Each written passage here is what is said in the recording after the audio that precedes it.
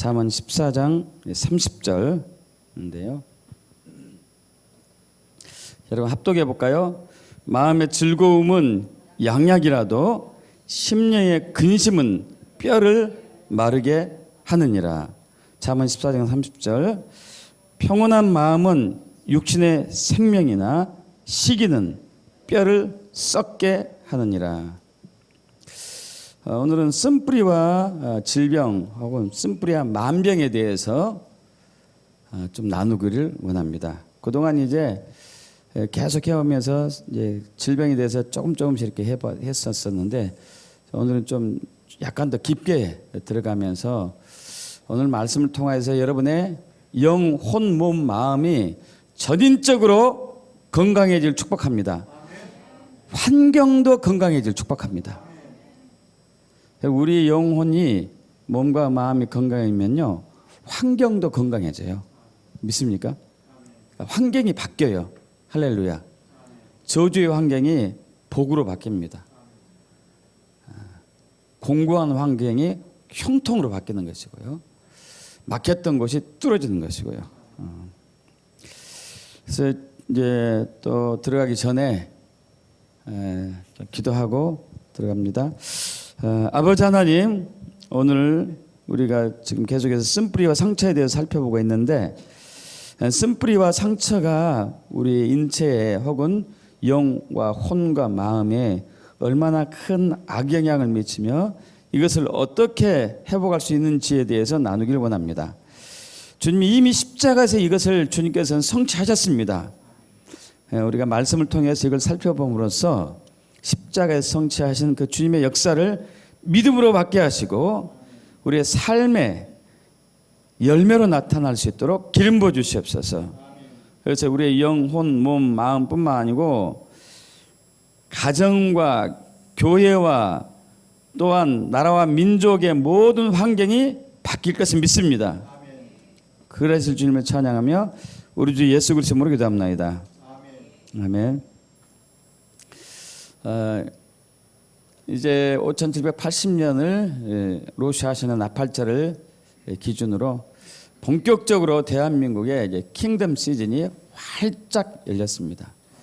교회는 킹덤 교회로 되어 있으며 여러분 자신의 삶과 여러분의 가정은 킹덤으로 바뀌었습니다. 믿습니까, 여러분? 그 믿는 자만 취할 수 있어요. 사실 예수님이 오시면서 이미 그걸 열렸거든요. 그것은 믿음으로 취하지 못했기 때문에 계속 우리가 이제 높낮이를 계속 하고 말았는데, 그래서 앞으로 했던 것을 잠깐 짧은 시간에 살펴보겠습니다. 지금은 킹덤 시즌이고요. 이미 저와 여러분 안에 하나님 나라 킹덤이 임해 있습니다. 그리고 그 킹덤은 능력으로 임해 있습니다. 의와 평강과 희락으로 임해 있는 것이죠. 그래서 우린 하나님의 능력을 나타내는 킹덤입니다. 킹덤, 바실레이아, 말쿠트. 그래서 우리를 킹덤으로 삼으시고 왕 같은 제사장으로 삼으신 것이죠. 그래서 우리는 그의 나라, 하나님의 나라 킹덤을 늘 구해야 되는데 우리가 세상 나라를 구한나마지 우리 안에 킹덤, 하나님 나라가 세워지지 아니하고 세상 나라가 세워졌기 때문에 주님은 지금 이것을 무너뜨리고자 흔들고 계십니다. 그래서 지금 상당히 많은 한국 교회들이 그 흔들림 속에서 자기의 또 그 허물과 불법과 죄와 악을 보면서 돌아오고 있는 것이죠. 그러면서 회개하는 거죠.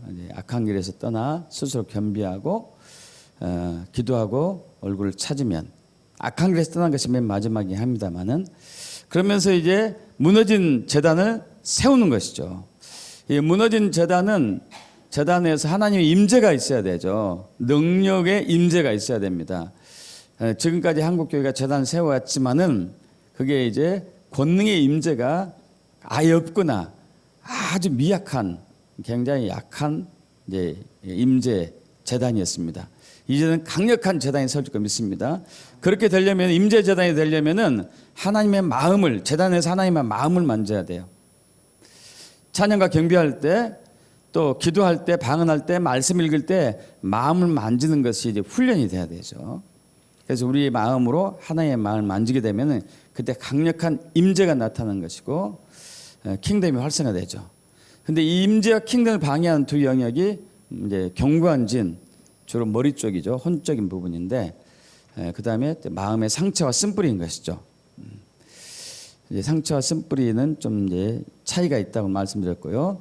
쓴뿌리는 상처 생긴 마음에 이제 육체의 악한 본성, 악한 마음이 함께 이제 들어갔었을 때 쓴뿌리가 생기고, 그렇기 때문에 상처는 굳이 해결할 필요가 없지만은 쓴뿌리는 반드시 해결해야 됩니다. 쓴뿌리의 결과들 나왔습니다. 미성숙한 성품, 급변하는 감정도가, 각종 중독, DNA가 영향을 미치고, 만성질환, 자가면역성 질환, 은사를 잃어버리고 기름 부음과 권능과 유업을 잃어버리게 된 것이고요. 그래서 지금까지 이제 1, 2, 3강을 이렇게 나눴었고, 4강 쓴뿌리 열매 차가운 심신, 5강 쓴뿌리 열매 두려움, 6강 거짓에서 오는 쓴뿌리, 7강 쓴뿌리 열매 시기 질투, 8강 쓴뿌리와 하나님의 질투, 9강 쓴뿌리와 교만, 지난주 쓴뿌리 열매 혼묶음에 대해서 나눴습니다. 혼묶음이라는 단어가 등장한 지 얼마 안 됐다고 했습니다. 그래서 혼은 이제 우리 지정의의 기능이 있죠. 욕구도 있지만 묶여 있는 것은 두 개 이상의 인격체가 강하게 혼 쪽으로 묶여 있는 것을 혼묶음이라고 그러죠. 이것이 이제 좋은 면이 있고 나쁜 면도 있습니다. 두 종류의 혼묶음이 있죠. 경건한 혼묶음은 우리 주님께서 우리에게 원하신 것이었습니다. 왜냐하면 하나님과 우리의 관계가 친밀한 사랑의 교제로 들어가야 되는데, 그러기 위해서는 인격과 인격이 만나야 되거든요. 그래서 이제 우리의 혼이 주님의 이제 생각과 반응을 하는 것이죠. 또 불경건한 혼묶음도 있는데 이것은 이제 안 좋은 것이죠. 앞으로 또 넘어가고요. 그래서 경건한 혼묶음은 영양분을 흡수하고 서로 성장하고 서로 의지하고 서로 이제 안내라고 적었는데 인내하고 안내 가이드 역할을 해주고 안내하고 열매를 맺고 서로 보호하는 기능이 있었고요. 불경건한 혼묶음은 이제 혼의 정사라든가 부모와 자녀가 관계가 틀어지는 것, 부모가 자녀를 놓아주지 못한다거나 자녀가 계속 결혼해서도 부모를 의지하는 것들, 친구 간의 잘못된 관계에서 다른 친구를 왕따시키고 자기들만이 뭔가 하려고 했던 것들, 권위자에게 순종하고 권위자를 따르는 건 좋은데 피해 의식으로 인해 가지고 또 의도적으로 했던 부분들, 또 이미 돌아가신 분과의 계속적으로 묶여 있는 것들, 소속 단체, 특히 이제 그 좌익 단체들이 이게 또 많죠. 이런 묶음들 불경건한 혼묶음이고요. 또 기타 서로 비슷한 생각이나 마음을 가지고 나쁜 일을 공모하고, 또 사상, 이념, 특별히 공산주의 사상, 이런 것이 굉장히 이제 불경건한 혼을 묶어버리죠. 어떤 사람에게 되게 특정한 감정을 가질 때, 예를 들면 뭐 이제 운동선수를 너무 좋아한다거나 있죠. 교회 내에도 막 그런 거 있잖아요. 그래서 실질적으로 저도 경험했습니다. 어느 모 교회, 구로에 있는 모 교회 그 성가대 지휘자를 어떤 한 여자 전도사님이 좋아했어요. 그러니까 너무 좋아했는데 하나님의 음성 들었어요. 이혼하고 그 사람과 재혼해라. 진짜 이혼하고 이혼해서 여기는 이혼하고 재혼하려고 하는데 교회에서 문제가 생겨가지고 이제 교회에서 내보냈죠. 어떤 사람 미워하거나 증오할 때, 어떤 사람과 오랫동안 같이 교제했을 때, 어떤 물건, 동물들, 매니아층들이 그러는데 집착할 때, 각종 중독 등 이것이 불경건한 혼묶음들이었고요. 여기에 대한 결과들이 또 있습니다. 영향들, 강한 집착, 불경건한 강한 유대감을 형성하죠. 이것이 영적인 야합으로 이루어지고, 아합과 이세벨처럼, 그래서 조종하죠. 이세벨이 아합을 조종했던 것처럼. 그렇게 됨으로써 진리가 딱 가려집니다. 참 그게 이제 저희도 잘 몰라요. 저와 여러분의 영적인 눈이 가려진 것을 우리가 사실 우리 스스로는 인지할 수는 없어요. 제가 아는 어떤 한 목사님이 이제 굉장히 열심파 목사님이셨어요. 근데 이분이 어떤 계기로 자기가 잘못된 영적인 가치관이 있다는 것을 발견하게 되고 계속 기도하는데, 하나님 앞에 회개하며 기도하는데 자기 앞에 스크린이 쫙 이렇게 걷어지는 느낌이 들었어요. 근데 여러분, 그 스크린이 투명한 스크린이었어요. 투명한 스크린이 앞에 가려져 있었기 때문에 자기 앞에 스크린이 있다는 것은 몰랐어요. 근데 이제 그 깨우치고 난 이후에 그것이 쫙 걷어지면서 새로운 전환으로 들어가게 된 거죠. 자, 그리고 그 결과들 앞으로 넘어갑니다. 불경건한 혼묶음의 치유를 하려면은 이제 혼묶음에 대해서, 혼묶음은 경건한 혼묶음은 굉장히 귀한 거죠. 하나님이 원하신 것이고요. 그러나 우리는 주로 잘못된 혼묶음, 소울 타일에 빠져 있다는 것을 인식하고 회개하고 용서하는 거죠. 용서를 하고 용서를 받아들이는 거. 그리고 이제 혼묶음은 견고한 진을 형성을 하기 때문에, 불경건한 혼묶음은 견고한 진을 형성하기 때문에 반드시 파쇄와 축사가 필요합니다. 그러면서 이제 우리의 혼이 굉장히 위축이 되고 눌려 있고, 그렇게 된 것이 회복하는 것이 필요한 것이죠. 회복하기 위해서는 제단에서 주의 임재로, 주님의 임재를 경험하면서 부서진 혼을 회복하는 것이고, 사랑으로 경건한 혼묶음이 삶이 되는 것이고요. 킹덤의 능력으로 이제 회복하는 것, 이렇게 이제 지난주에 나눴던 부분이고요. 자, 오늘은 아까 나눴던 것처럼 쓴뿌리와 만병에 대해서 또 나눠보기로 합니다. 제가 이제 한 40년 가까이 이렇게 환자들을 쭉 해오면서 이제 체험적으로, 경험적으로, 학문적으로 혹은 성경적으로 이렇게 본 결과 대부분의 질병은 성품에서 오더라고요. 대부분의 질병이. 마음의 상처와 쓴뿌리에 대해서 대부분의 질병이 와요. 여러분, 여기에서 이 질병은 여러분 육체, 몸의 질병만 얘기한 거 아니에요? 혼의 질병, 마음의 질병, 영의 질병, 환경의 질병까지도 포함이 돼요. 여러분의 환경이 닫혀 있는 거 있잖아요. 재정적으로 닫혀 있는 거라든가, 하는 일들이 잘 안 되는 거라든가, 좀 발전하다가 또 주저앉는 거라든가, 이런 모든 것들이 이제 주로 성품, 마음에서 오는 것을 발견했습니다. 그래서 이제 옛말에 아마 이거 공자가 했나 제가 기억이 잘 안 나는데, 둔조 역풍, 승조 승풍이란 말이 있어요. 둔조 역풍. 여러분 이제 조자는 세조자입니다. 세조. 새가 역풍을 맞이하면 잘 날 수가 없죠. 그죠? 근데 둔이라는 얘기는 미련할 둔이에요. 미련 곰탱이 같은 새는 계속 바람이 불어오는 쪽을 향해서 나르려고 애를 쓰는 게 이제 미련한 새고, 승조 순풍. 승자는 이길 승자도 되지만 지혜로울 승 의미도 있어요. 지혜로울 승. 이제 지혜로운 새는 바람이 불어오는 것에 대해서 바람을 타고 나른다, 이 얘기했어요. 이게 불순종을 얘기하죠. 불순종. 성품에서 오는 불순종들. 이것들은 이제 삶에 지대한 영향을 미치는 것이죠. 또 동의보감인 같은데, 통즉 불통, 불통 즉통이라고 있습니다. 통은 통할 통자입니다. 이 통자는 통하면은 불통, 이건 이제 병든 병통, 아플 통자인데, 통증이 없고, 통하지 않으면은 아프다 이거예요.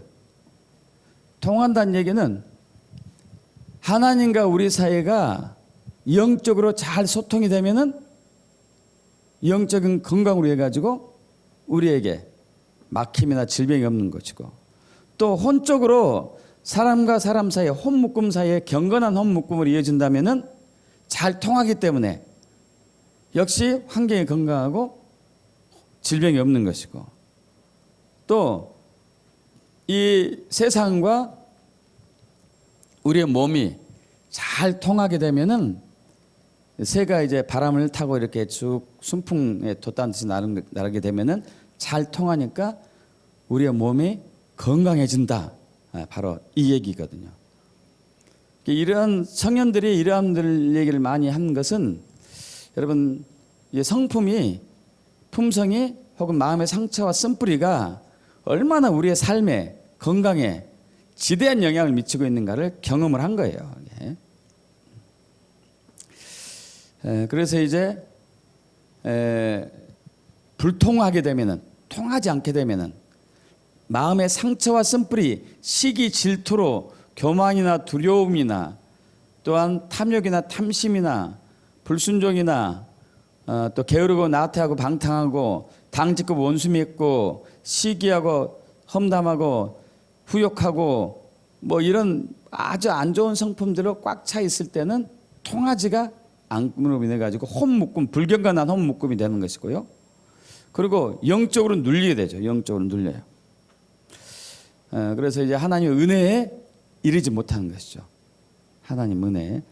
히브리서 12장 15절에 너희는 하나님의 은혜에 이르지 못한 죄가 없도록 하고 또 순뿌리가 나서 괴롭게 하여 많은 사람이 이로 말미암아 더럽게 되지 않게 하라. 하나님의 은혜에 이르지 못하는 것이죠. 주님과 관계가 끊기죠. 그리고 아까 말씀드렸죠. 마음 심령의 근심은 뼈를 마르게 하고 시기는 뼈를 썩게 한다고.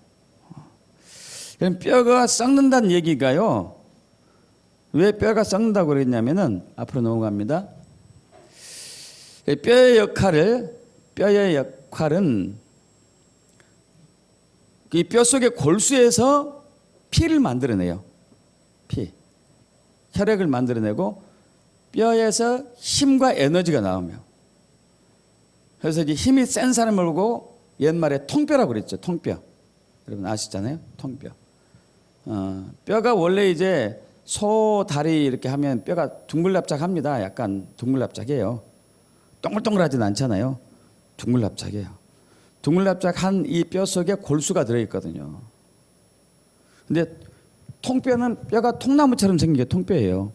그럼 통뼈하고 둥글납작한 뼈하고 골수의 차이가 어마어마하게 차이 나요. 대표적으로 씨름 선수 중에 있던 이만기 선수도 통뼈 중에 한 사람이고 강호동 통뼈였어요. 강호동 이만기는요 선수들은 앞뒤 가슴이 굉장히 넓어요. 이렇게 넓어 통통해가지고 그래서 그들 종아리 보면요 야 이것은 무 몇 개 이렇게 합쳐놓은 것 같아요. 얼마나 통통한지. 뼈는 피와 밀접한 관계가 있어요. 뼈가 이해가시죠? 뼈가 피와 밀접한 관계가 있는데 여러분 만병일독이라는 얘기 들어봤습니까? 만병일독. 만병. 모든 질병은 하나의 독에서 시작한다는 의미거든요. 모든 질병은 하나의 독에서 시작된다. 근데 이 독이 무슨 독이냐면은 피가 썩은 독이에요. 육체의 시기는 뼈를 썩게 한다고 그랬잖아요. 육체의 시기는 뼈를 썩게 한다는 얘기는 피가 썩는다는 얘기예요. 피가. 그래서 현대의학에서도 가장 현대의학의 병의 주범이 혈전병이라고 해요. 혈전. 피가 걸쭉해지고 피가 기름져지고 피가 탁해지는 병. 동양의학에서 이걸 보고 어혈이라고 했어요. 어혈. 나쁜 피, 죽은 피. 여러분 들어보셨어요 혹시? 어혈이라고? 어혈, 혈전. 동서의학의 공이 이제 어혈, 혈전에 대해서 얘기를 했습니다. 그래서 이 피가 흐르는 통로가 혈관이잖아요. 혈관. 혈관이 부드럽고 탄력이 있고 싱싱한 혈관에다가 맑고 깨끗한 피가 쫙쫙 흘러가면은 진짜 건강한 사람이고 혈관이 두터워지고 딱딱해지고 좁아지고 거기다가 걸쭉한 피가 흘러가면은 아주 이제 피가 썩었다고 그래. 피가 썩었다고. 피가 굉장히 중요한 거 아시잖아요. 피에 생명이 있다고 합니다. 창세기 9장 3절에 모든 산 동물은 너희의 먹을 것이 될지라 노아의 방주 이후에 고기를 먹게 하셨는데 채소같이 내가 이것을 다 너희에게 주노라. 그러나 고기를 그 생명되는 피채 먹지 말 것이니라. 피에 생명이 있기 때문에 그러죠. 내가 반드시 너희의 피 곧 너희의 생명의 피를 찾으려니 짐승이면 그 짐승에게서 사람이나 사람의 형제면 그에게서 그의 생명을 찾으리라. 다른 사람의 피를 흘리면 그 사람의 피도 흘릴 것이니 이는 하나님이 자기 형상으로 사람을 지었음이니라. 레위기 17장 14절 합독해 볼까요? 모든 생물은 그 피가 생명과 일체라. 그러므로 내가 이스라엘 자손에게 이르기를 너희는 어떤 육체의 피든지 먹지 말라 하였나니 모든 육체의 생명은 그것의 피인즉 그 피를 먹는 모든 자는 끊어지리라. 피의 중요성을 얘기했어요. 피가 굉장히 중요해요. 그래서 우리의 범죄도 사실 혈액의 범죄, 혈액의 속에 들어있죠. 피 속에 들어있어요. 피 속에. 피 속 DNA, 세포의 DNA 속에 우리 범죄가 들어있어요. 그래서 어떤 사람이 이제 태어나는 순간, 사실 태어나기 전부터도 그럴 수도 있겠지만 태어나는 순간 다 죄인인 거죠. 그 피 속에 죄가 있기 때문에, 피 속에 생명이 있기 때문에. 그래서 예수님께서 자신의 생명을 피로써 피의 생명을 우리에게 들으면서 우리를 구원하신 것이죠. 할렐루야. 믿습니까? 그분께서 그분의 피의 생명을 통해서 우리를 구원했습니다. 그래서 예수의 보혈이 능력이 있는 것이죠. 그래서 뼈가 썩는다는 얘기는 사실 피가 썩는다는 얘기예요. 앞으로 넘어가 봐요. 여러분 자세히 안 보일지 모르겠지만은 이것은 맑고 깨끗한 피예요. 맑고 깨끗한 피. 근데 이게 조금 보입니까? 약간 지저분해졌는데 덩어리가 좀 있어요. 덩어리가 검은검은한 덩어리. 이건 중간 정도 이렇게 초기에 오염된 피고, 이것은 이제 아주 덩어리들 많은 검정색인데 혈액이 혼탁, 혈전 오열이 생겼는데, 여러분 이 혈액이 혼탁되는 주 원인이 피가 탁해지고 걸쭉해진 주 원인이 결국은 산소 부족이에요. 혈액 내에 산소 부족. 결국은 물론 우리가 지방성을 많이 먹고 피가 걸쭉해지는 것도 있지만은 사실 여러분 산소가 들어가면 그걸 다 해독시켜요. 산소 들어가면. 여러분 그 어항에 그 이제 물고기 기를 때 항상 뭘 해줘야 되죠? 공기 나오게 하는 거, 산소 나오게 하는 거, 공기 산소 이렇게 나오게 하는 거. 공기 산소 나오게 해가지고 물에 산소를 풍성하게 집어넣는 것도 있고, 그걸로 인해 가지고 물이 깨끗해져요. 훨씬 깨끗해집니다. 물을 깨끗하게 하고 물의 산소가 물을 깨끗하게 하는 역할도 해요. 공기 중에 산소가. 그렇기 때문에 계속 집어넣는 거죠. 그래서 지금 현대인은 사실 산소 부족 시대에 살고 있습니다. 산소 부족 시대. 이미 공기가 많이 오염이 됐잖아요. 야, 저 어렸을 때만 해도 밤하늘에 하늘을 보면은 별들이 꽤 많이 보였어요. 요즘은 뭐 시골에 가도 그렇게 많은 별을 볼 수가 없네요. 얼마나 많이 오염이 되었는지. 또 미세먼지 속에서 얼마나 많이 우리가 오염이 되어 있고, 그러니까 이 환경이 오염됐기 때문에 우리 몸 안도 오염이 많이 되어 있죠. 산소 부족한 시대에 살고 있죠. 그래서 뇌에 산소가 부족하면 당연히 기억력 감퇴, 암기력이 많이 떨어지게 되고, 머리가 좀 이제 멍하거나 두통이 온다거나, 집중력이 안 되거나, 판단력이 부족하거나, 인지 능력이 떨어진다거나, 분석하는 거, 뭐 다 이제 감소가 오는 것이죠. 그리고 또 체내 산소가 부족하면은 불안해지고요, 우울해져요. 산소가 부족하다면은. 그 연구 결과가 나왔습니다. 미국에 어떤 이제 분이 연구했는데, 미국의 평지에서 사는 사람과 높은 고지에서 사는 사람을 비교를 했어요. 그런데 평지에 사는 사람이 자살률이 10만 명당 11명 정도였어요. 11명, 11.3명. 근데 높은 고지대에 사는 사람의 자살률이 18명이었어요. 거의 2배 가까이 자살률이 높았습니다. 우울증도 마찬가지고요. 그러니까 평지에 사는 사람들보다도 페루가 굉장히 고지대가 많거든요.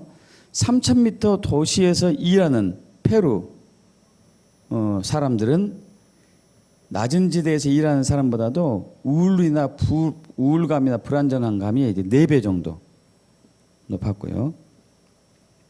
그리고 이제 산소가 부족하게 되면은 우리의 행복 호르몬 있죠. 도파민, 엔돌핀, 세로토닌. 이런 세로토닌 같은 행복 호르몬이 굉장히 유리가 잘 안 돼요. 그러니까 결국 이제 우울해진다는 얘기 있죠. 행복하지 않으니까요.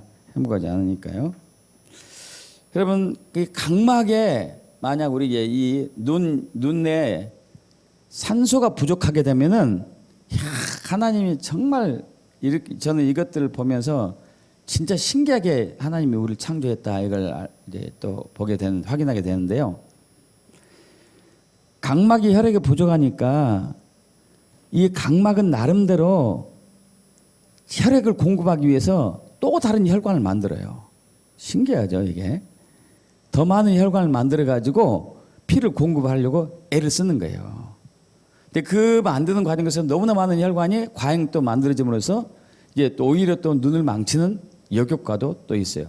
뭔가 안 좋은 것을 돌파하려다가 또 그 지나치면 또 다른 또 안 좋은 점이 생기는 것이죠. 그래서 각막 신생 혈관이 많이 이제 발생되고 이러한 신생 혈관들이 잘 생겨서 이제 눈에 산소를 공급하는 건 좋은데 이것들이 약하기 때문에 잘 터져요 또. 그래서 오늘 이제 어떤 분이 혈관 터져가지고 눈에 혈관 터져서 못 나오신다고 또 이제 전화 오셨더라고요. 그리고 이제 독일에 바르부르크 박사라는 분이 있는데 산소와 암에 대해서 연구했어요. 그럼 우리 체내 산소가 부족하면 암 발생률이 현저히 높아진다고 보고를 이분이 또 했습니다. 결국 이제 만병은 이 피가 걸쭉해지고 피가 혼탁해지고 찌꺼기가 많이 생김으로써 만병일독이라는 얘기가 나왔다는 것이죠. 그래서 이것은 상처와 쓴뿌리가 관계가 있습니다. 상처와 쓴뿌리가 산소를 부족하게 하고 피를 걸쭉하게 만들어요. 혼탁하게. 상처와 쓴뿌리로 인해 가지고 우리 몸에 신경계에 혼돈이 옵니다. 혼돈. 우리 신경계는 크게 2개로 나누어져 있죠. 하나는 중추신경. 중추신경 아시죠? 뇌에서 척추에서 이렇게 나오는 신경. 우리가 이제 명령을 내릴 수가 있죠. 중추신경으로. 또 하나는 자율신경. 우리의 의지에 관계없이 스스로 이제 활동하는 신경이 있어요. 그 말초신경이라 하기도 하고 자율신경이라 하기도 하죠. 근데 그 이제 어떤 부분 또 우리가 또 훈련하면 의지적으로 뭔가 또 할 수도 있는 부분도 있긴 하지만 대체적으로 중추신경에 비해서 자율신경, 즉 말초신경은 우리의 의지에 관계없이 이렇게 활동하는 그 호르몬, 신경계통이죠. 근데 여러분 잘 아시다시피 자율신경엔 2가지 신경계가 또 있는 거 아시죠? 하나는 교감신경하고 또 하나는 부교감신경. 교감신경하고 부교감신경이 기량작용을 하는 것을 여러분 또 기억나실 거예요. 기량작용. 서로 이제 반대되는 역할을 하는 거죠. 그래서 우리가 누군가로부터 공격을 받고 두려워하고 분노하고 짜증내고 신경을 내고 막 이렇게 적대적인 감정을 갖게 되면은 교감신경이 항진이 돼요. 교감신경이 항진해 가지고 심장 박동수가 빨라집니다. 여러분 화날 때 심장 박동수 느려진 사람 없잖아요. 그죠? 심장 박동수가 빨라지고 혈관이 팽창될까요? 줄어들까요? 이게 막 혈관이 확장이 되겠죠. 확장. 그러면서 이제 체내 산소가 엄청나게 소비가 돼요. 체내 산소가. 심장이 빨라져야 되니까 혈관도 막 늘어나고 혈액도 빨리빨리 돌아야 되니까 얼굴이 벌겋게 달아오잖아요. 화나면은 막 이제 그래서 에너지가 많이 소비되니까 에너지원이 되는 당도 많이 만들어내고 산소도 엄청나게 소비해요. 보통 때보다도 어마어마한 산소량이 소비가 됩니다. 여기에서. 그렇게 하면서 이제 우리가 그 두려움이나 무서움이나 적의 공격으로부터 방어를 하는 거잖아요. 방어를 해요. 그래서 이 교감신경이 막 항진되면은 잠도 잘 안 와요. 잠이 안 와야 돼요. 또 적이 쳐들어온다고 딱 예정에 이제 오고 있는데 교감신경이 이제 항진되겠죠. 흥분되겠죠. 적이 쳐들어오니까. 근데 이때 부교감신경이 막 활발하게 활동해 버리면은 평온해져 가지고 자버리거든요. 평온해 가지고 자버리면 어떻게 될까요? 완전히 적으로부터 완전히 이제 초토화되는 거지. 이게 교감신경이 항진됐을 때는 잠이 안 와야지만이 정상인 거예요. 정상이죠. 그래서 이 외에 여러 가지가 많은데 시간 관계상 제가 많은 것을 설명드릴 수는 없고, 또 이제 부교감신경이 또 항진되면은 소화액이 분비가 많이 되죠. 소화액이 분비가 많이 돼서 소화를 시키게 되는 것이고요. 자, 이것들이 이제 교감신경과 부교감신경이 서로 기량작용, 서로 한쪽은 확장하면은 한쪽은 억제하고, 또 한쪽이 흥분되면 한쪽은 수축하고, 한쪽이 많이 유리되면 한쪽에서는 적게 하고, 이런 것이 이제 교차하면서 몸의 신체 밸런스를 잘 유지를 하는데 자율신경이 실조가 되는 케이스가 있어요. 이게 서로 밸런스가 안 맞는 경우. 이것을 자율신경 실조증이라고 그건 들어보셨을 거예요. 자율신경 실조증. 그것은 이제 우리의 상처가 심해지고 쓴뿌리가 굉장히 깊어지면 자율신경 실조증이 오게 돼요. 그러면 여러분, 자, 낮에 어떤 사람과 많이 싸웠어요. 흥분됐어요. 흥분됐고 나서 이제 흥분이 좀 이제 밤이 되면은 낮에 교감신경이 활성화돼가지고 흥분을 했습니다. 그러나 밤이 되면은 이게 부교감신경이 활성화돼가지고 평온한 상태 들어가서 잠을 자야 되는데 계속 그 생각만 하고 있어요. 이제 낮에 분했던 거. 계속 분했던 것만 생각하면 밤에 어떻게 될까요? 잠이 안 오는 거예요, 이게. 잠이. 그러다 보면 불면증이 이제 되는 거죠. 불면증이. 또 심장 박동이나 혈관 수축도 마찬가지고요. 이런 이제 여러 가지 그런 과정들을 통해 가지고 이제 우리 몸의 대사 기능이 또 순환 기능이 리듬이 깨지게 되는 거죠. 여러분 고지혈증, 자 여기 이제 앞으로 넘어갑니다. 자 아까 말씀드린 것처럼 피에 산소가 부족하고 자율신경 실조증, 상처나 쓴뿌리로 인해 가지고 자율신경에 실조증이 오게 되면은 신경계 혼돈이 오게 되면은 혈액이 탁해져요. 피가 탁해집니다. 걸쭉해져요. 이 걸쭉해진 피가 걸쭉해지고 탁해지는 것을 고지혈증이라고 해요. 고지혈증. 아시죠? 고지혈증. 고지혈증이 오래지면 어떻게 될까요? 혈관의 벽에 이런 것들이 침착이 돼가지고 딱딱해지죠. 이걸 보고 뭐라고 그러죠? 동맥경화증. 여기 다 답이 있어요. 여기 보시면 돼요. 그리고 또 동맥경화가 오면서 혈액이 탁한 상태에 동맥경화 오면 혈액순환이 잘 될까요? 안 될까요? 혈액순환이 안 되죠. 그래서 수족냉증이 오는 거잖아요. 저림 증상이나 수족냉증이 오는 것이죠. 자, 그러면은 여기서 자, 여러분 혈액순환이 잘 안 되고 있어요. 혈관이 두꺼워져 가지고 그리고 혈액이 걸쭉해져 가지고 혈액순환이 안 되면은 우리 몸은 뭘 하냐면은 피가 잘 안 돌기 때문에 심장에서 압력을 높여요. 이걸 보고 뭐라고 그러죠? 고혈압. 뭘 하기 위해서 왜 압력을 높일까요? 피를 멀리 보내기 위해서. 혈관이 탄력 있고 원 상태 두께를 유지하고 있고 피가 막 닿으면은 심장이 평소에 운동해도 혈액이 잘 돌거든요. 혈액이. 그러나 혈관벽이 좁아져 있고 딱딱해져 있고 두꺼워졌다면은 그런 상태 피가 걸쭉하면 혈액이 잘 안 돌기 때문에 심장에서는 평소보다도 혈압을 높여야 돼요. 높여서 혈액순환을 시키는 거죠. 근데 이렇게 되면은 이제 문제는 좀 뒷골이 뻑뻑하고 눈이 좀 충혈되거나 하거나 머리가 아프거나 뭐 이런 현상이 오게 되면 병원 가게 돼서 고혈압입니다. 의사가 어떻게 하죠? 혈압 강화제를 드십시오. 문제가 생겨요. 어떤 문제가 생길까요? 혈압 강화제를 쓰게 되면은 이것도 한두 달 쓰는 게 아니고 평생 써야 되냐, 평생. 그럼 보세요. 심장에서 뇌로 피를 계속 올려줘야 됩니다. 뇌가 산소가 제일 많이 사용하기 때문에 영양을 제일 많이 쓰기 때문에 에너지를 제일 많이 쓰기 때문에 심장에서 뇌로 피를 계속 올리고 있는데 이제 이 혈관이 나이도 들기도 했지만은 이제 그 식생활 잘못해가지고 스트레스와 상처와 쓴뿌리 많아져가지고 혈관이 좁아져 있고 뇌혈관이 좁아져 있고 거기다가 피가 걸쭉해져 있는 상태인데 심장에서 압력을 높여가지고 피를 여기에 공급을 겨우겨우 하고 있는데 혈압 강화제를 써버렸어요.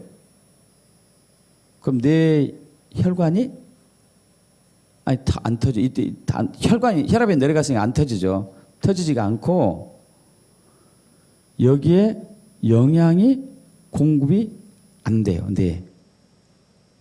그럼 뇌경색이 와요. 뇌경색이.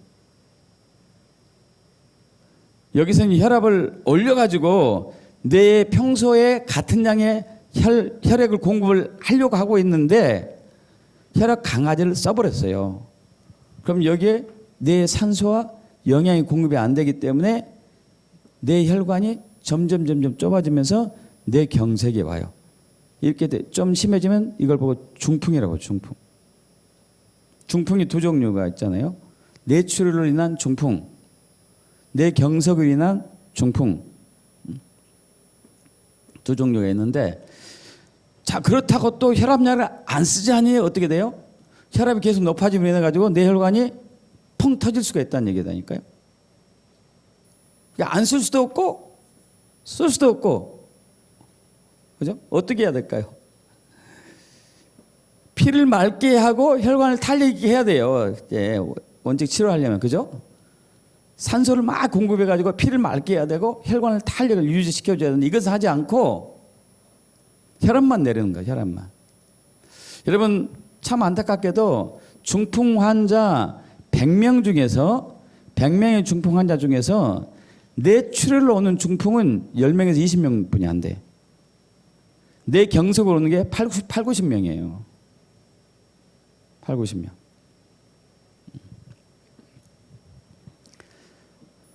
그러니까 우리가 혈압이 오르면은 혈압이 오르는 원인을 제거해야 되지, 혈압을 내린 것은 일시적으로 해줘야 되고 잠시 해줘야 되고 오르는 원인을 제거를 해줘야 되죠. 오르는 원인을.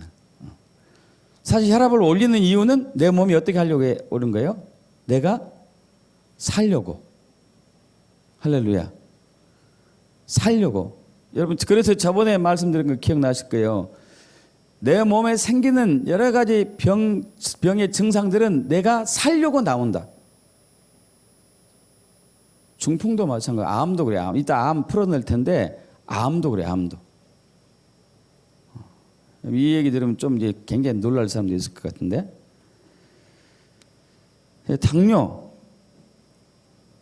여러분 피가 탁해지면 또 당뇨도 와요. 왜 당뇨가 왔냐면은 여러분 피 속에 이제 영양을 공급하는 거 아시죠? 피 속에서 피를 통해서 각 모든 몸 구석구석에 영양을 공급해요. 피를 통해 가지고. 그런데 이 피 속에 영양이 너무 많은 경우도 있어요. 요즘은 너무 많아. 왜 너무 많을까요? 사람들이 잘 쳐서 먹잖아요. 그죠? 잘 먹어요. 진짜 잘 먹어요. 고기를 너무 많이 먹어. 너무 많이. 그리고 과식.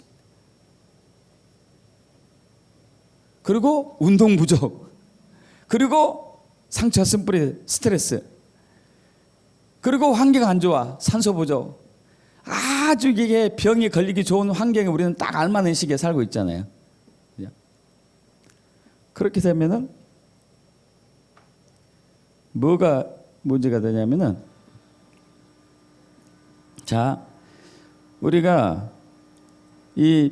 우리 몸은 어떻게 해서든지 잉여 부분, 남아 도는 부분에 단백질이나 지방이나 탄수화물이 남아 돌고 있어요. 몸에 쌓이면 안 되기 때문에 이것을 가능한 한 에너지로 바꾸려고 그래요. 가능한 한 에너지로 바꿔요. 태워서 없애려고 하는 거네. 이해 가시죠, 여러분? 그래야 되잖아요. 남아 있어서 점점 쌓이면 어떻게 될까요? 체중이 끝도 없이 부를 거예요. 끝도 없이. 뭐 150kg는 문제가 아니에요, 여러분. 끝도 없이 불어나요. 끝도 없이. 근데 나름대로 체내에서는 이것을 이제 태울 때 뭐가 필요하냐면 뭐가 필요해요, 여러분? 산소가 필요해요. 산소. 그리고 태우는 과정 속에서 이 포도당이 세포 속으로 들어가야 돼요. 세포 속으로. 재료가 있어야 재료. 땔감 역할을 해요. 땔감. 포도당은 땔감 역할을 하는 거예요. 이해가 가시죠? 그 산소가 이렇게 가스 역할을 한다면은 포도당은 산소는 산소 역할을 하죠. 포도당은 어쨌든 이제 가스 역할을 하겠죠. 가스 역할. 산소를 집어넣고 포도당을 집어넣어줘야 돼요. 산소와 포도당이 들어가요. 자, 세포 속으로 산소와 포도당이 들어가 가지고 그걸 태워서 에너지로 만들어요. 에너지로. 자, 그런데 문제가 생겼어요. 무슨 문제냐?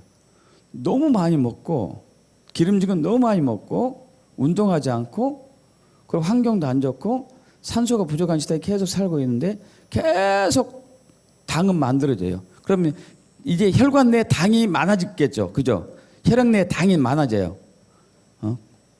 고혈당이 되는 거죠. 혈액 내에 당이 많아져요. 혈액 내에 당이 많아지면은 문제가 또 어떤 문제가 생기냐면은 이 혈액이 녹기 시작합니다. 혈관이 참 녹아요. 혈관이. 여러분 설탕으로 액기스를 만들잖아요. 액기스. 그 매실 액기스도 만들고 액기스 많이 만들죠, 여러분. 포도주로 만드는데 설탕은 치지 않더라도 오래 두면은 포도주로 변해요. 아니면 식초가 된다가 둘 중 하나. 왜 변하죠? 거기에 당이 있기 때문이에요. 당. 설탕이 들어가면은 당분이 들어가면 이게 녹든지 변하든지 그러거든요. 자, 그러면 우리 혈관이 이제 그래서 당뇨 환자들이 혈관 내에 당이 많이 돌게 되면은 말초 혈관들이 이제 녹아버려서 거기에 절단하는 일이 생기거나 실명하는 일이 생기거나 그러잖아요. 그래서 이것을 막기 위해서 내 몸에서 뭘 하느냐? 소변으로 당을 막 뽑아내요. 소변으로 당을. 혈관 내에 당이 너무 많으니까 소변으로 당을 막 뽑아낸다니까요. 그러면 뭐라고 그러죠? 병원에서는 당뇨병입니다. 그러죠. 당뇨병. 근데 내 몸에서 뭐 하려고 한 거예요? 사실은 어떻게 하려고? 살려고. 당뇨병도 내가 내 나름대로 살아보려고. 그래서 여러분 근데 그렇기 때문에 인슐린을 또 넣는 거예요. 인슐린을. 자, 인슐린이 부족하게 되거든요. 자, 지금 고지방, 고단백질, 고탄수화물, 이 혈액 내에 노폐물이 많고 걸쭉해지고 이렇게 하면은 계속 이제 막 그 포도당을 집어넣고 산소를 세포를 태우고 포도당을 태워서 에너지로 만들고 이런 과정을 계속 하다 보면은 인슐린이 하루에 나오는 양이 한정돼 있거든요. 그 인슐린이 결국 부족하게 되죠. 부족하게 되니까 인슐린을 이제 외부에서 집어넣잖아요. 그렇게 하는 것이 원칙적인 치료법이 아니겠죠. 원칙적으로 치료법 하려면 피를 맑게 하고 깨끗하게 하고 이러면 이제 되거든요. 근데 우리는 그것을 하지 않고 그냥 인슐린만 넣어주는 거지. 인슐린. 화학적인 일지로만 넣어주는 거죠. 그건 치료법이 아니잖아요. 그죠? 여러분, 암이 아까 이제 산소 부족한 때 암이 이제 발생된다고 제가 말씀드렸었는데, 우리 몸의 모든 세포들은 자라서 성장하고 그리고 늙어서 죽어가는 네 가지 과정을 거칩니다. 우리 몸의 세포도, 우리 몸도 그러잖아요. 태어나가지고 자라서 늙어서 죽듯이 몸의 세포들도 태어나서 자라서 늙어서 죽거든요. 근데 세포마다 조금씩 다르죠. 각 기관마다.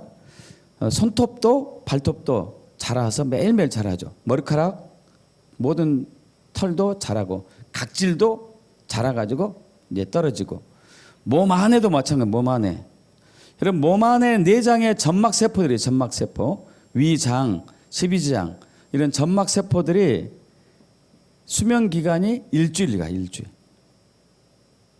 태어나서 자라서 노화돼서 죽는 기간이 일주일 걸려요. 피는 120일 동안 살아요. 120일. 그리고 이제 간이나 폐 같은 내장 기간 한 3개월 정도, 대략 평균.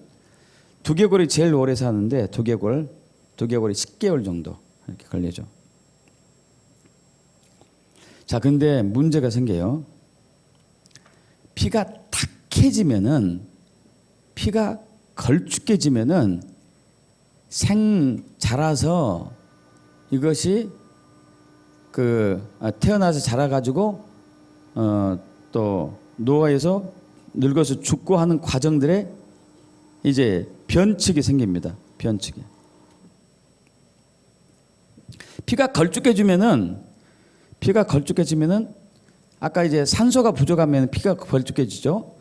또 악순환이죠. 피가 산소가 부족하니까 피가 걸쭉해지기도 하지만은, 피가 걸쭉하니까 순환이 아니니까 또 산소 부족이 되는 것이고, 그죠? 산소 부족이 돼요. 그러면서 산소가 부족하고 순환이 안 되니까 체온이 떨어지기 시작하거든요. 몸의 체온이 이제 떨어지기 시작해요. 자, 이때 우리 몸이 비상으로 하는 일이 있어요. 비상으로. 그래서 여러분, 암도 내 몸이 살고자 하는 과정 중에 일어나는 거예요. 암을 적대시하지 말라는 얘기예요.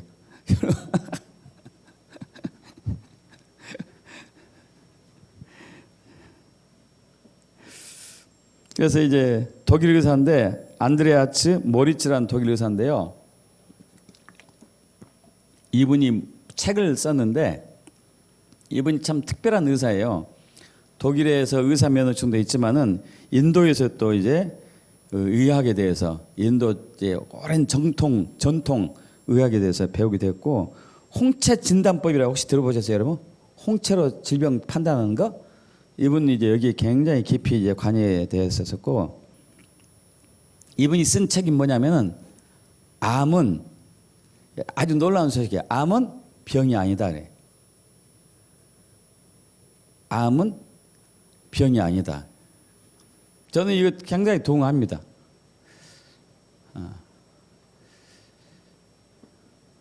자, 아까 제가 혈액이 탁해지면은 이제 우리 몸 안에 내장에 이런 부분의 모든 기능들이 피가 걸쭉해지고 산소가 부족하고 체온이 떨어지게 되면 우리가 살려고 뭘 하냐면은 세포 분열을 평소보다도 몇 값절을 해요. 뭐 하려고요? 살려고. 내 나름대로 살아보려고 하는 거예요. 살아보려고. 그러니까 예를 들면은 1초에 1시간에 하나의 세포가 1시간 동안에 10번을 분열을 한다면, 암 세포는 1시간 동안에 20번, 30번을 분열을 해요. 많이 만들어요. 굉장히 많이 만들어내요, 세포를. 그러니까 예를 들면은 이제 뭐 여기에 그 암 세포가 발생됐다 그러면은, 이거 부풀어 오른 이유가, 부풀어 오르잖아요. 부풀어 오른 이유가 다른 조직에 비해서, 정상 조직에 비해서 이 조직만큼은 세포 분열을 엄청나게 많이 하고 있는 거예요. 엄청나게. 근데 원래는 뭐 때문에 한 거예요? 나름대로 살아보려고. 나름대로 살아보려고 많이 만든 거예요. 많이 만든. 자, 이걸 보고 이제 그 아주 미성숙한 세포라고 그래요. 미성숙한 세포라고 얘기합니다.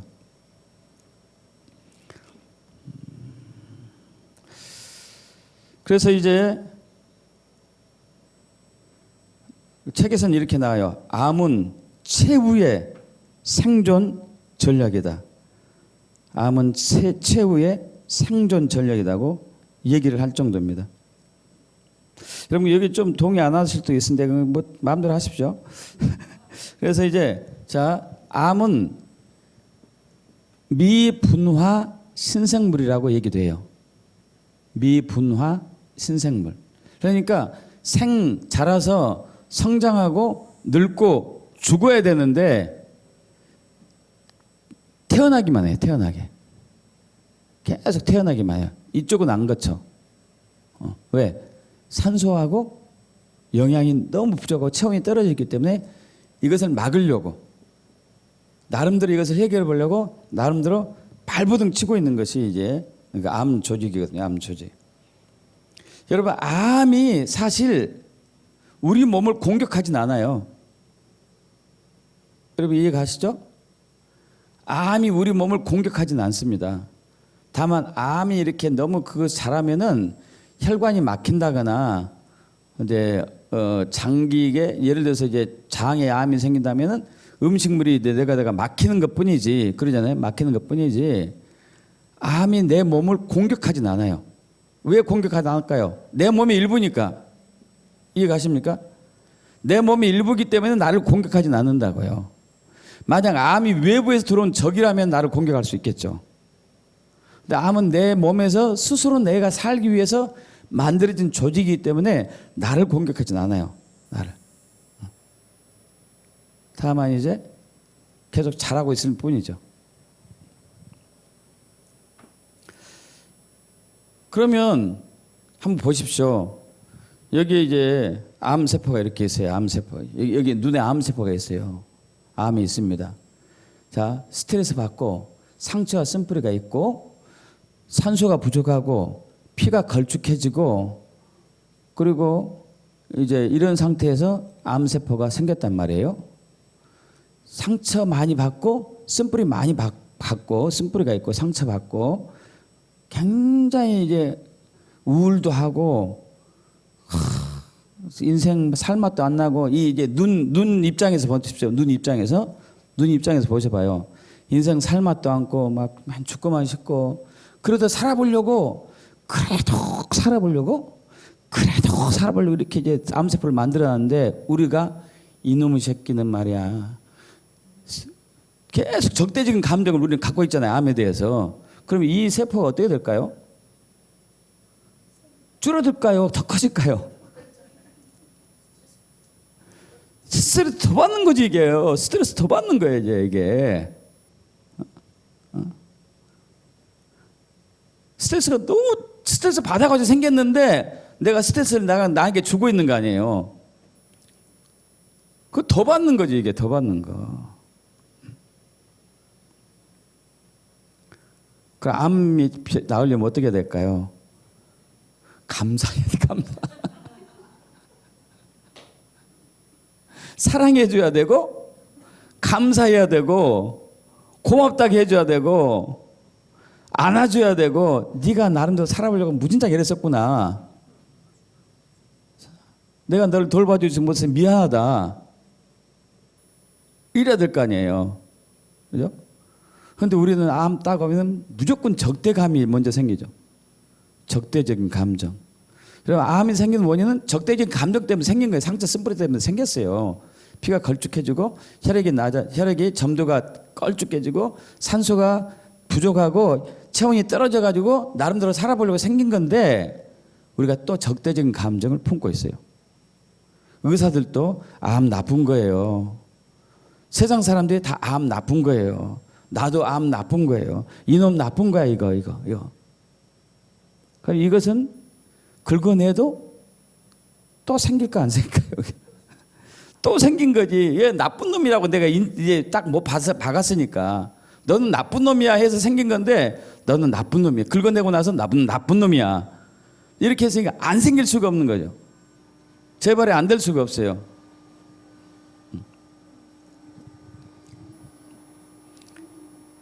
예.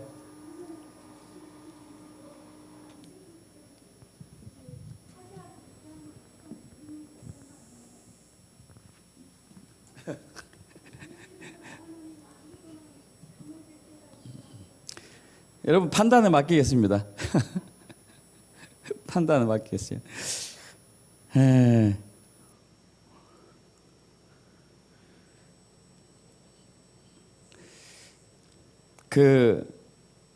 그분 이름이 전홍준 교수님인데 조선대 의대 교수님인데 이분은 예수를 믿지 않아요.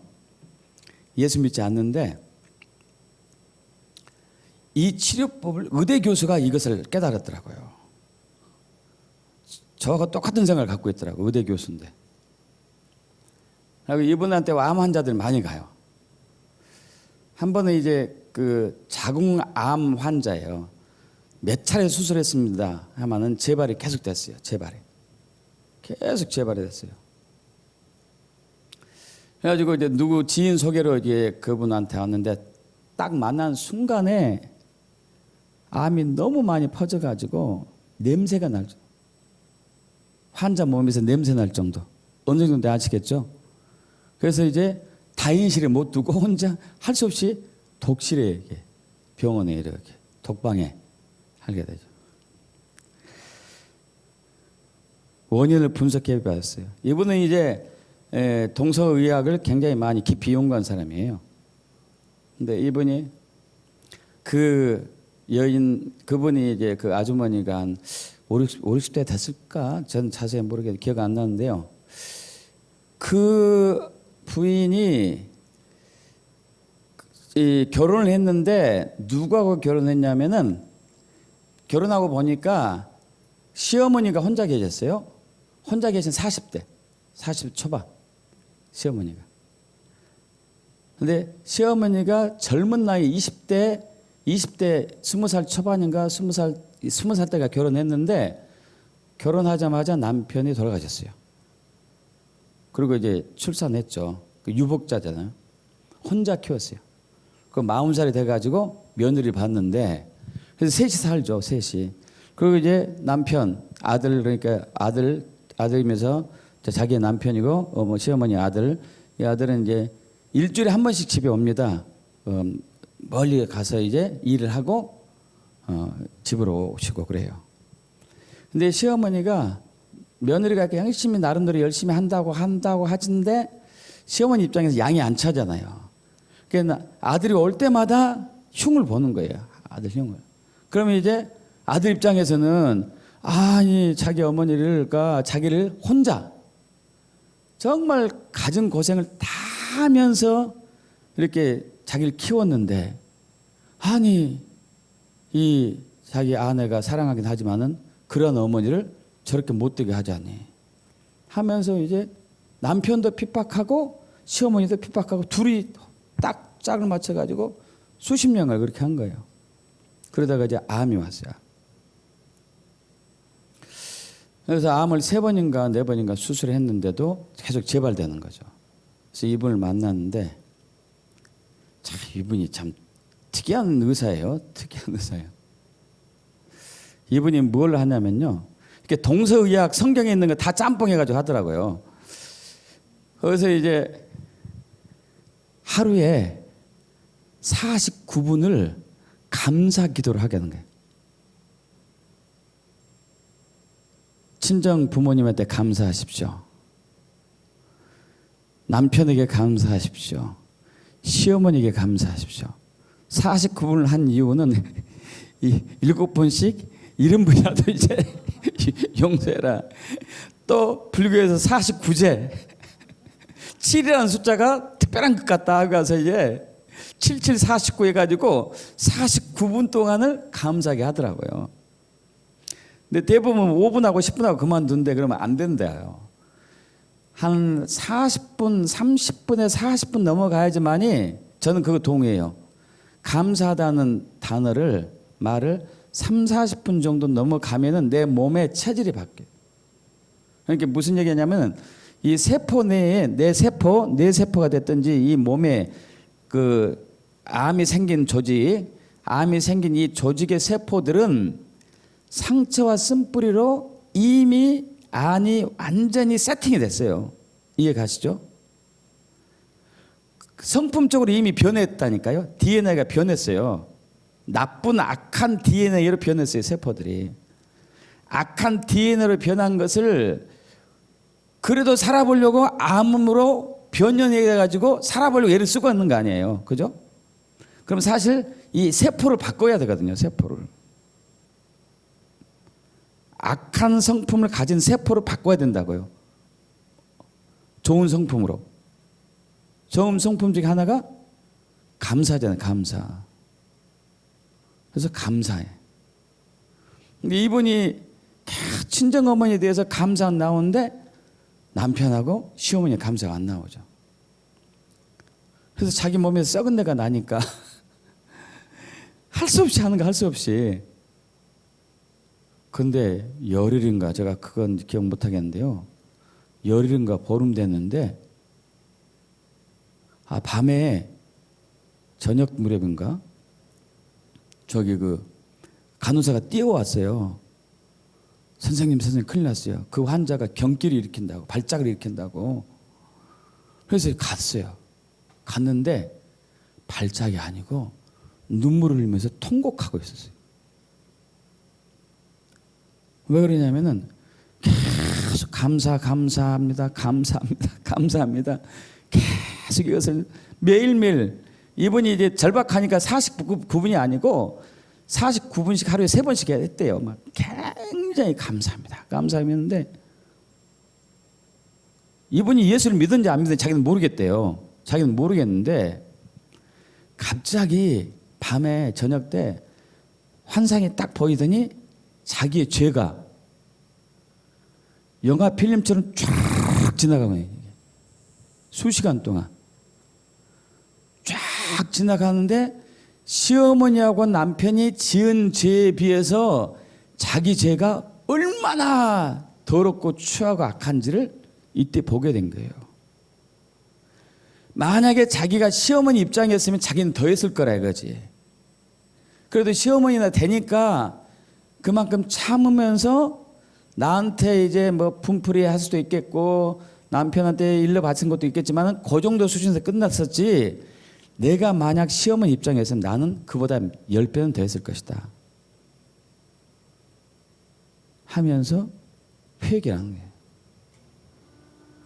여러분 그분이 한 달 만에 냄새가 안 나기 시작했어요. 할렐루야. 암을 낫게 주옵소서 이것은 하지도 않았고 감사하게도만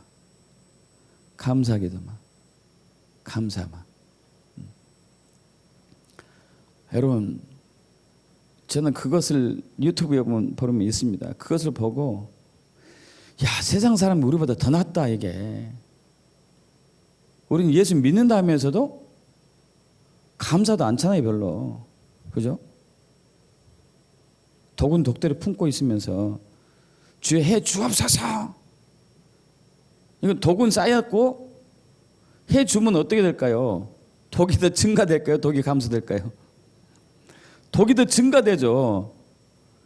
간염 환자한테 보약 쓰면 절대 안 되거든요. 왜? 간염이 급격하게 퍼져가지고 간경으로 확 순식간에 자면서 발전해 죽거든요. 왜냐하면 간이 열받아가지고 염증이 생겼는데 열받아서 염증이 생겼는데 보약 쓰면 어떻게 될까요? 이게 완전히 이제 죽여버리는 거죠.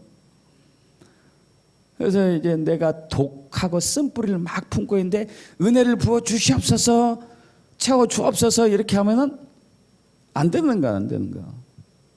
이분 입에서 뭐가 나와야 돼요? 감사가 나와야 되고 기쁨이 나와야 되고 사랑이 나와야 되고 용서가 나와야 되고 존중이 나와야 되고 축복이 나와야 되고 관용이 나와야 되고 그래도 이분이 바뀌는 거 아니에요. 그래야지 암세포가 생길 필요가 없는 거죠. 믿습니까? 그래서 암은 적대할 게 아니고 내 몸의 세포가 할 수 없이 살고자 변형이 된 거예요. 변형이. 살려고.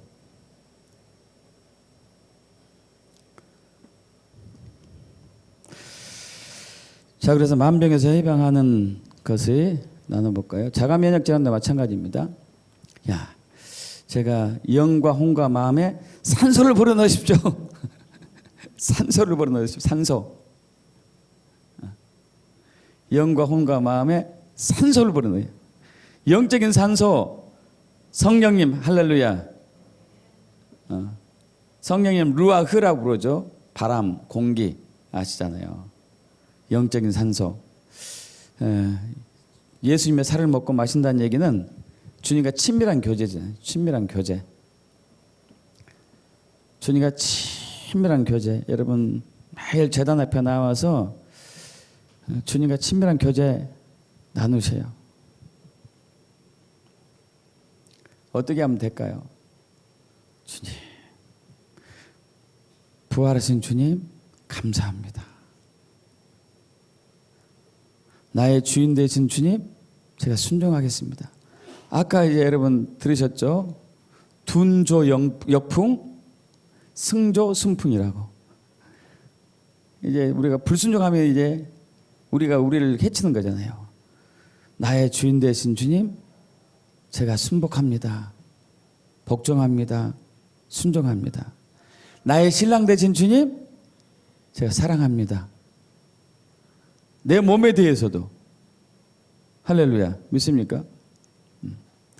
계속 주님과 깊은 사랑이에요.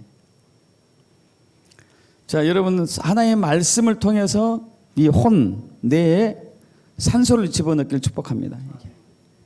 뇌에 산소를 집어넣어야 돼. 여러분 세상 말은 우리 뇌를 혼탁하게 만들어요. 산소를 더 부족하게 만들어요. 산소를 더 부족하게. 여러분 클래식 음악을 들을 때하고 세상 음악을 들을 때하고 차이점이 있는 거 아시잖아요. 클래식 음악을 들을 때는 치유가 나타나요. 혈압도 떨어지고 혈당도 떨어지고 우울증도 개선이 되고. 세상 음악을 들을 때는 전혀 반응이 없거나 더 악화돼요. 이건 어쩔 수 없습니다. 클래식 음악은 하나님을 높이는 음악이기 때문에 베토벤이나 뭐 이제 이런 슈베르트나 이런 분들이 하나님 높이는 음악을 썼잖아요. 바흐 뭐 이런 분들. 그래서 우리가 성경 말씀을 매일 하루에 5장씩 10장씩 읽고 선포하면은 혼에 산소가 뇌에 산소가 막 들어가는 거예요. 막 들어가요. 또 이제 몸에 산소를 공급해야 되는데 호흡법이 중요해요. 호흡법이.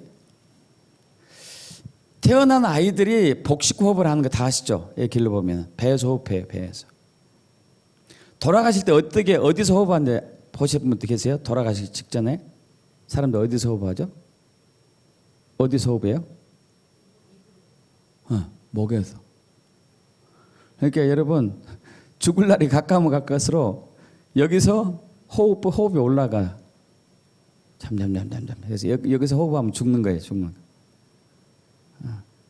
여러분 오래 살고 싶으면 호흡을 깊게 하셔야 돼요. 깊게. 이게 이제 복식호흡이 복식호흡. 깊게 하면은 온몸에 산소가 막 들어가겠죠. 그죠? 온몸에 산소가 들어가요. 동호보감에서 호흡하는 법이 나오거든요. 동호보감 책 보면은 들숨 들이쉴 때는 빨리 이제 들이쉬는 거예요. 그리고 이제 아랫배가 나오게. 아랫배. 그래서 이제 그 중들 그리는 것 보면 아랫배가 많이 나왔어요. 아랫배가. 왜냐면 아랫배로 거기 중들은 아랫배로 호흡하는 법을 훈련합니다. 복식호흡을 훈련을 해요. 저들 다 압니다. 복식호흡이 정말 건강에 좋다는 거. 그래서 이제 숨을 들이킬 때 우리는 가슴을 이렇게 하는데 아랫배를 내는 거죠. 아랫배. 그 내쉴 때는 아랫배가 들어가죠. 근데 내쉴 때 동우방에서 뭐라고 그러냐면은 가느다란 실을 코 안에 대고 코 앞에 대고 내쉴 때 코로 내뿜는데 이것이 흔들지 말아야 돼. 흥 붕 풀어야 돼요. 그러면 조금씩 내보내야 돼요. 조금씩 내보내요. 조금씩. 그러면 이제 내쉴 때 처음에는 10초, 훈련하면은 30초, 더 훈련하면 1분, 더 훈련하면은 10분, 더 훈련하면은 3일 더 간다네. 난 그거 믿어지지 않아요. 그래가지고 토호흡한 그거 있어요. 어떤 사람은 물속에 들어가서 그 흠으로 호흡법을 터득해 가지고 물속에 들어가서 3일 있다 나왔다 그러네요. 그거 믿어지진 않지만은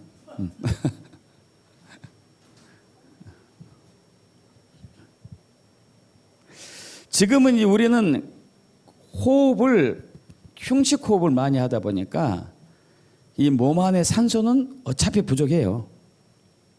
산소가 부족해. 복식 호흡해야지만이 산소가 깊게 들어가거든요.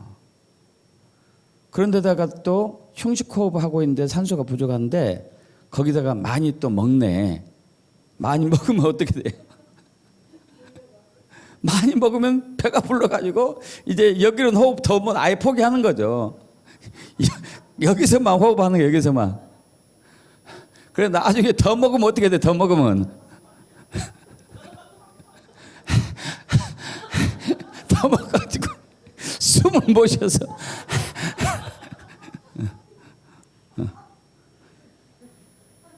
그러다가 여기까지 넘어오면 어떻게 돼요? 죽는 거지 뭐.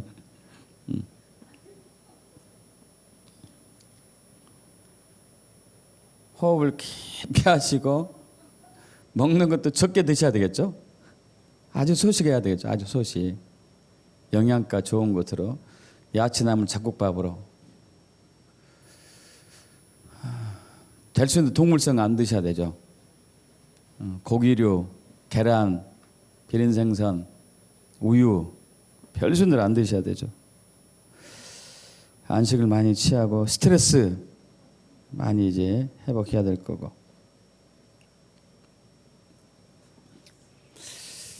제가 시간 되면 나중에 오존 테라피에 대해서 좀 나누겠습니다. 오존 요즘 이제 오존이 앞으로 뜰 것 같아요. 오존 테라피. 우리가 그 환자들 보면은 이제 중환자실에 코에 뭐 꼽아주죠? 산소 공급이 폐해지잖아요. O2, 산소는 O2죠. 오존은 O3예요. O3. 어떤 분이 시험했는데 제가 그것을 기간은 정확히 기억도 안 나는데 쥐의 심장을 가지고 시험했습니다. 쥐 심장을 가지고 쥐 심장을 떼어냈어요. 몸에서 분리했습니다. 이 사람은 지독해요. 어쨌든 분리해가지고 이제 하나는 시험관에 자연 그대로 놔뒀어요. 또 하나는 산소를 막 집어넣어줬어요. 또 하나는 오존을 막 집어넣어줬어요. 오존을. 근데 여기 이 떼어낸 심장은 얼마 안 돼서 다 조용하죠. 예.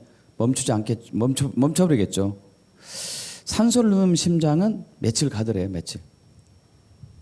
오존 넣는 심장은요. 보름인가 열흘인가 가요. 굉장히 많이 가요. 굉장히. 그래서 O2하고 O3에 비밀이 좀 있는 것 같아요. 그래가지고 이제 그 독일에서 많이 오존 치유법이 발달했습니다.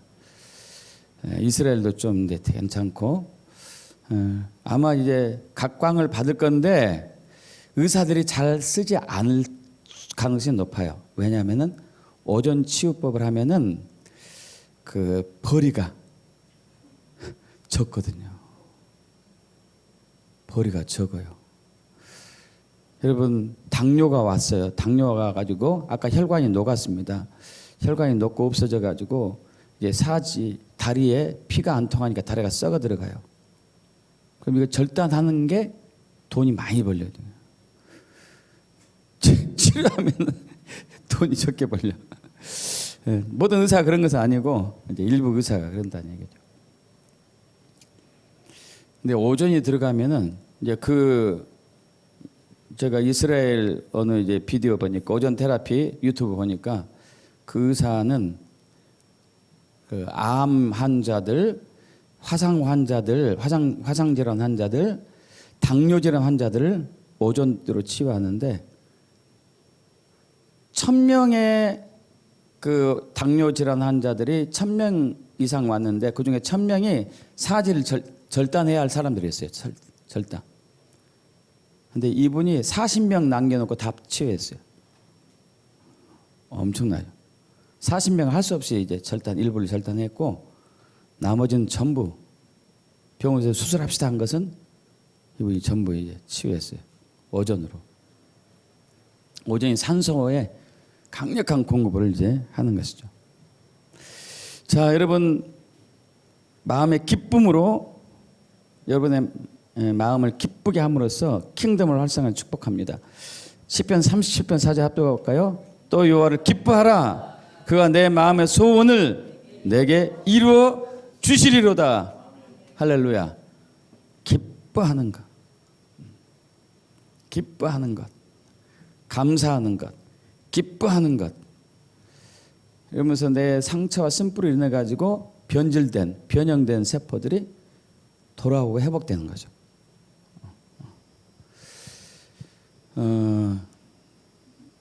히포크라테스가 이제 그런 말했죠. 우리 몸 안에 가장 좋은 의사가 있다고. 이미 하나님께서 우리 몸 안에 가장 좋은 의사를 창조해 주셨어요. 이미. 믿습니까?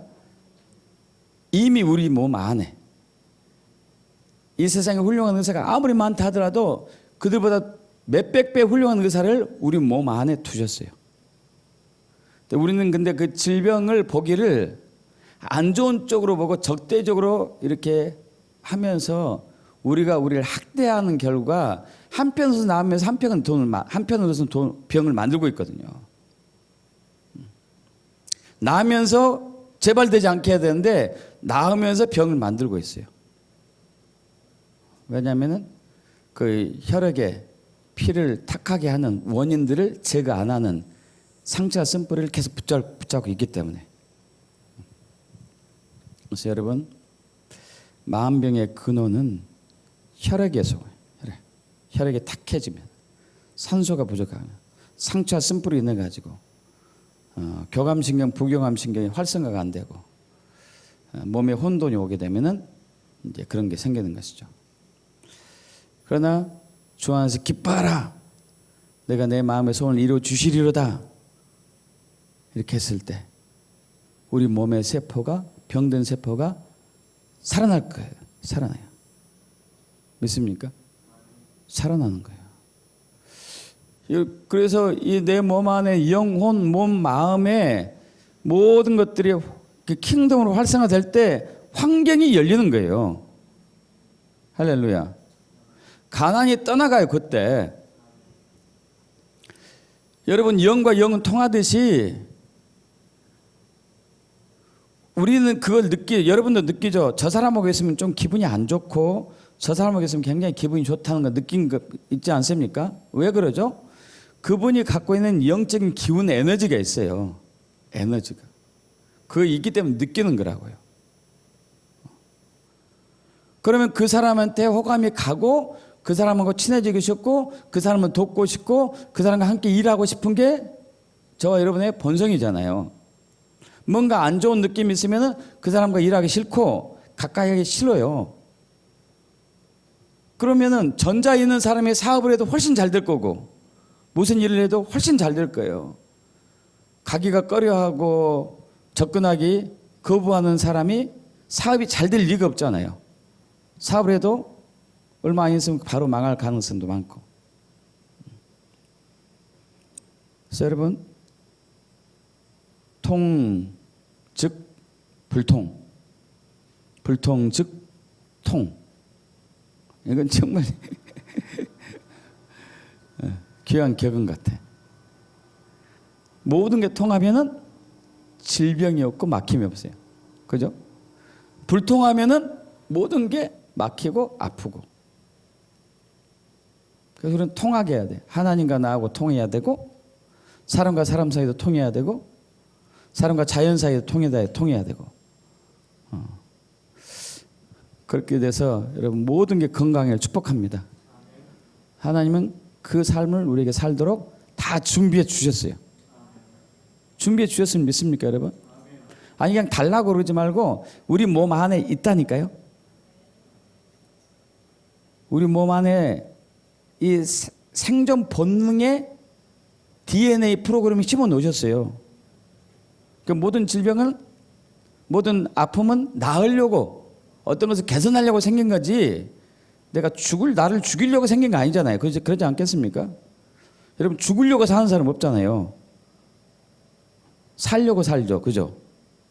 우리 몸도 그래요. 살려고 뭔가를 하는 거예요. 뭔가.